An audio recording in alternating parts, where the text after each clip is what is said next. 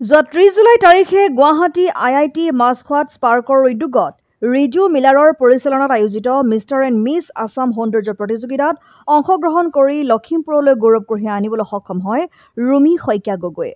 ৰুমি শইকীয়া গগৈয়ে miss Assam কেটেগৰীত winner হোৱাত ধন্যবাদ জনায় প্ৰশিক্ষক দীপজ্যোতি গগৈক। ৰুমি শইকীয়াই অসমৰ বিভিন্ন মঞ্চত সৌন্দৰ্য প্ৰতিযোগিতাত অংশগ্ৰহণ কৰি কেইবাটাও পদক পাবলৈ সক্ষম হৈছে।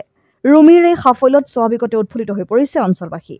সহযোগী গুৰু হিচাপে দীপজ্যোতি গগৈৰ সহযোগত মই তাত অংশগ্ৰহণ কৰিবলৈ সুযোগ পাইছিলোঁ। তেওঁলৈ বহুত বহুত ধন্যবাদ জনাইছোঁ। পাক মিছ আছামৰ ৰিজু মিলা ছাৰৰ সহযোগত মিছ আছামত উইনাৰ হ'বলৈ সক্ষম হৈছিলোঁ। ধেমাজি, চিলাপথাৰ, গুৱাহাটী আগৰ পৰাই আছিলে।